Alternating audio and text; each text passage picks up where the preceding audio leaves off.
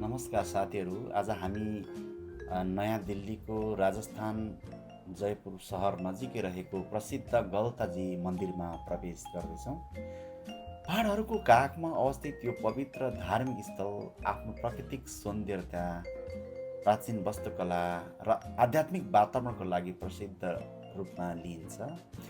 र हामी प्रवेश गर्दै जाँदा देब्रे साइडमा हामीले गौशाला देख्यौँ, जहाँ थुप्रै गाईहरू राखिएको छ अनि धेरै श्रद्धालु भक्तजनहरू आएर त्यहाँ उहाँको पूजा गर्ने अनि घाँस दिने काम हुँदो रहेछ। र यति बेला धेरै गर्मी छ, तैपनि हामी हिँडिरहेका छौँ। र दायाँ साइडमा बरपिपल रोपिएको रहेछ, जुन नेपालको चौताराको झल्को आउँछ यो देख्दाखेरि। र यो यहाँको वातावरण अहिले सुनसान छ। हिँड्दै जाँदाखेरि त्यति धेरै मान्छेहरू छैन, सम्भवतः गर्मीले हुनुपर्छ। तर पनि हामी नजिकै भएकोले गर्दाखेरि एकताल छिरौँ न भन्ने हिसाबले हामीले यो मन्दिरमा प्रवेश गर्ने नै जमर्को गऱ्यौँ, गर्मीको बावजुद पनि। र प्रवेशद्वारबाट हामी भित्र पस्ने बित्तिकै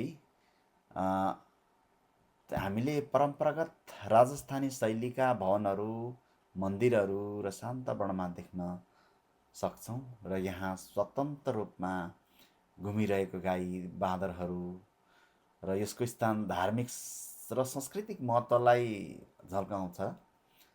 र गलताजीलाई हामी मङ्की टेम्पल पनि भनेर चिन्छौँ, किनकि यहाँ सयौँ बाँदरहरू बसोबास गर्ने गर्छन्।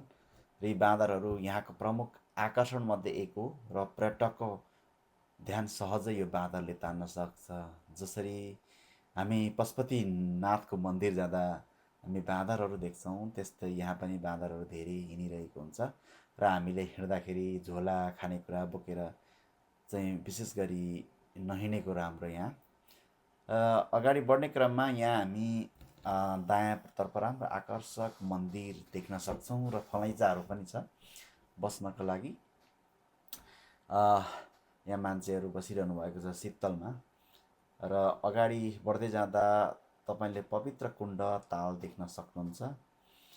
र यहाँ विश्वास गरिन्छ कि यो कुण्डहरूको पानी कहिल्यै सुक्दैन र श्रद्धालुहरू यहाँ स्नान गरी पूजा गर्छन्, आध्यात्मिक शान्तिको अनुभव गर्छन्।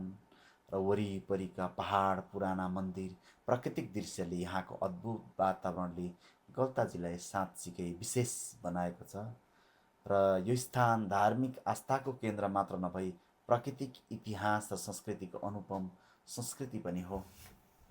हेर्नुहोस् न, यो बाँदरहरू कति सहजै तरिकाले यहाँ खेलिरहेका छन् र मान्छेहरूसँग पनि परिचित मान्छेसँग जस्तै खेल्छ र त्यति धेरै रिस्क हुँदैन। तर पनि हामी बचेर नै खेलेको राम्रो। यदि हामीले उसले टोकिहाल्यो भने हामीले उसलाई त्यसको भ्याक्सिन लाउनु पर्ने हुन्छ।